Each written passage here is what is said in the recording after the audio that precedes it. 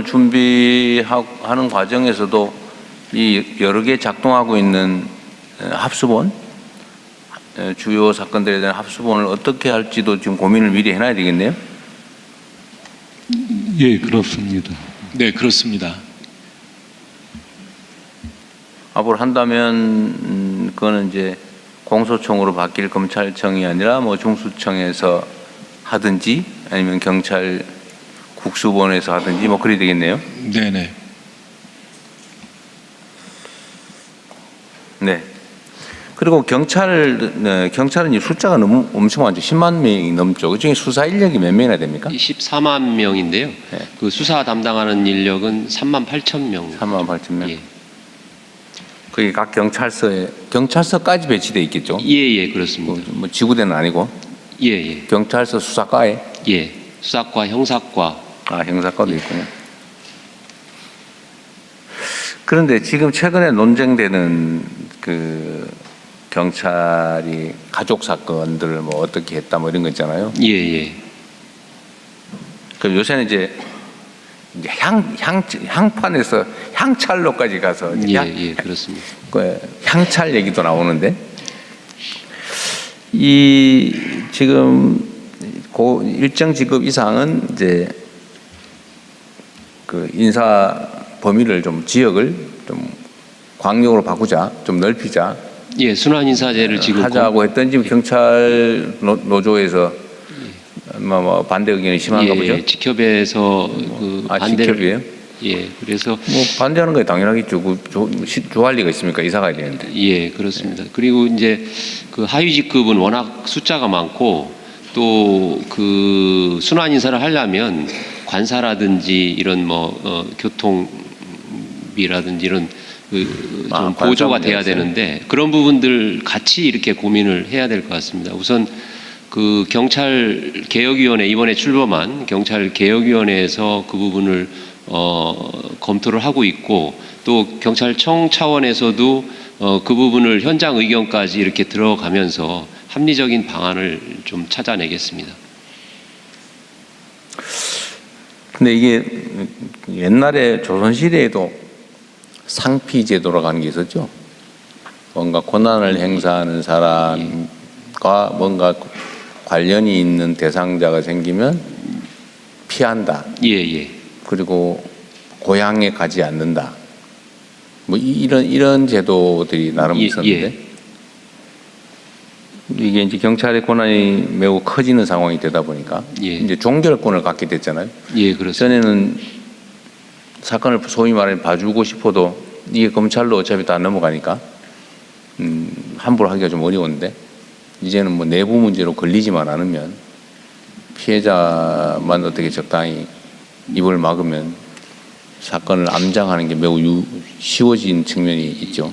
예, 근데 지금도 사건은 다 킥스에 입력을 해서 처리를 하게 돼 있고 이번 형소법 개정으로 수사 기록은 다 그 전자정보로 저장하게 돼 있습니다. 그리고 그 송치 사건 경찰에서 이제 수사를 하면 송치 사건과 불송치 불송치 사건으로 구별이 되는데 송치 사건은 당연히 검찰에 넘어가게 되고 불송치 사건은 검찰에 90일간 서류를 보냅니다.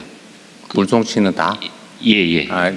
송치는 아니지만 보내기는 한다. 예. 송부라는 표현을 쓰는데요. 송부, 예, 그렇게 하고 또 그 고소인이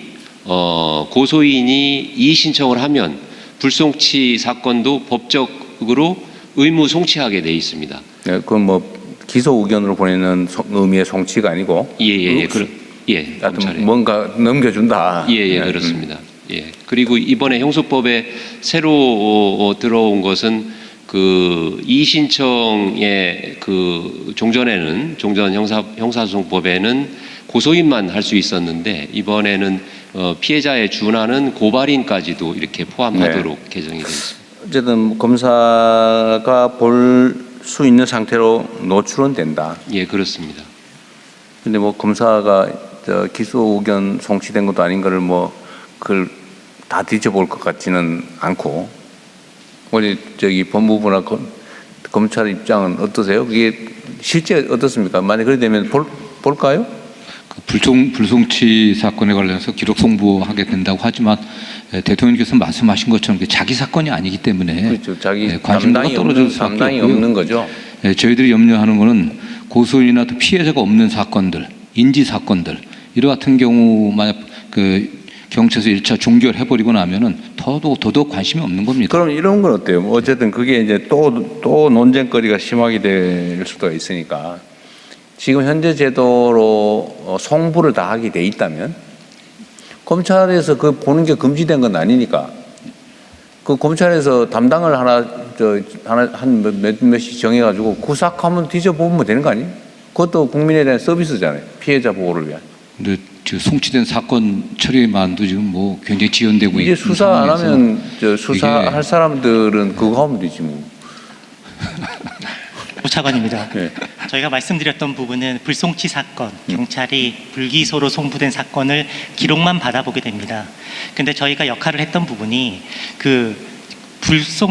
불기소로 만들어진 기록 안에서 그 기록만 보고 판단하는 것은 너무 어렵고 종이만으로 판단하기 때문에 실질적인 실체관계를 파악할 수 있는 방법이 없었습니다.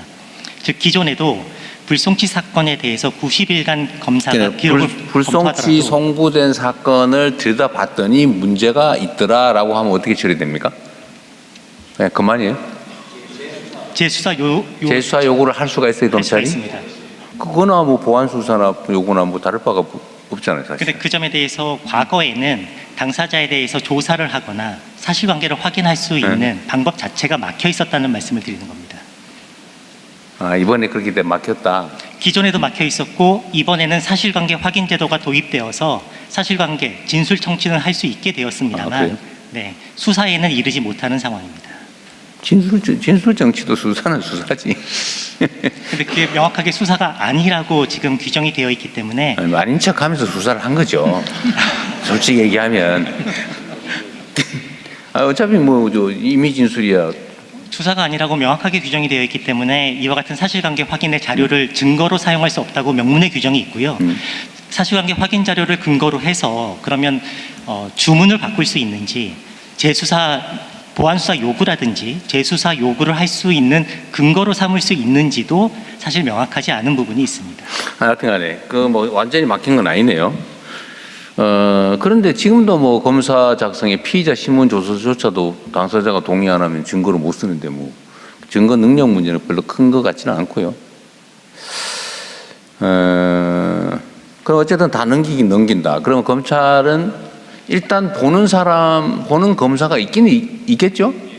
담당을 정하기는 해야 되겠죠? 그냥 넘기는 게 아니고. 지금도 그 송치 사건, 불송치 사건에 대해서 전부 다 검사가 보는 시스템은 갖춰져 있는데요. 그러니까 차관께서도 말씀하셨듯이 불송치 사건에 대해서는 아무래도 그 직접 보안 수사를 하거나 할 수가 없었던 그런 부분이기 때문에 이 경찰의 결정에 그거를 실체를 바꿀 수 있는 그런 여지가 없었던 것은 맞습니다. 네. 지금 이미 그랬다는 거잖아요, 그거는. 그 문제는 수사에 필요한 주요 증거를 누락하거나 은폐 또는 파기, 이게 지금 국민들의 걱정거리가 됐는데 예. 주요 증거를 편철 기록 안 하고 누락하는 거에 대한 제재는 뭐예요? 그냥 징계 정도로 끝나는 거예요? 아닙니다. 뭐 중한 경우에는 원래 허위공문서 작성이 형사처벌까지 가능합니다. 형사처벌 근거는 뭐예요? 그 독자적인 규정이 있습니까? 아니, 원래 그렇진 않습니다. 써야 되는데 안 쓰면은 허위공문서 작성에 해당이 되는 거 아닌가요? 직무유기나 직무유기. 이런 보다는 허위공문서 작성이 더 세겠죠. 목록에 안 써버리면. 예, 허위공문서 작성이 될 수 있고 고의로 누락을 하면 이제 증거인멸 쪽으로도 갈 수도 있습니다. 증거인멸. 예. 공직자의 증거인멸을 더 세게 했죠. 그럼 지금 현재 상태로 뭐 엄청나게 심각한 문제가 생겼다고 보기는 좀 그런데? 근데 좀 전에 대통령께서 말씀하셨듯이 이게 저희가 주장했던 보안수사라는 기능이 사라지고 나서 이제 저희가 이제 공소청에서는 사실 확인 절차만 할 수 있게 되어 있는데 지금 증거화를 할 수가 없게 되었습니다. 그래서 지금 저희가 진술 청취를 이렇게 할 수 있지만은 그것에 의해서 판단을 어떻게 했는지 그리고 이거에 의해서 기소를 할 만한 우리가 판단을 어떻게 했는지 이런 거를 법정에 현출시킬 수 있는 과정이 전혀 사라지게 되었습니다. 지금 저희 현실적으로 할 수 있는 거는 다시 보안사 요구를 내려서 증거화해서 다시 올라오게 하는 그런 절차밖에 할 수가 없는 상황이기 때문에 여러 그 입법 과정에서도 지적했던 바와 같이 우려되는 측면은 분명히 있는 건 사실입니다. 그렇죠. 이게 어쨌든 수십 년 동안 해왔던 제도를 지금 통째로 바꾸는 거기 때문에 맨 말끔하게 모든 문제를 제거하고 새로운 시스템으로 되지는 않겠죠. 당연히 마찰이 있고 적응하고 맞춰 들어가는 시간과 비용, 노력이 필요하겠죠. 근데 어쨌든 지금 생길 수 있는 모든 문제를 최대한 끌어내고 거기에 대한 대비 방안을 최선을 다해 강구해야죠. 검찰은 어쨌든 뭐 공식적으로 수사를 안 하게 됐으니까 불송치 송부 사건, 예. 불송치 송부 사건, 송부 사건들을 뭐 신경하게 보지 말고 그걸 잘 보는 것도 검찰의 좀 피해자 보호를 위한 중요한 활동이겠네요. 네, 유념하겠습니다. 네. 그리고 필요하면 재수사를 명할 수 있고.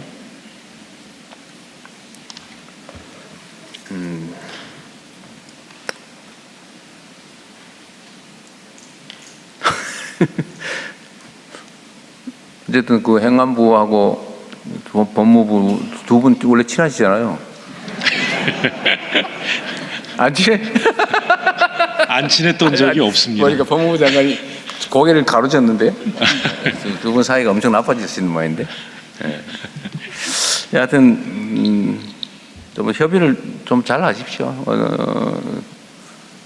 실무단위에서도 뭐 모든 가능한 경우를 최대한 대비를 할 수 있게. 그리고 또 뭐 제도라고 하는 게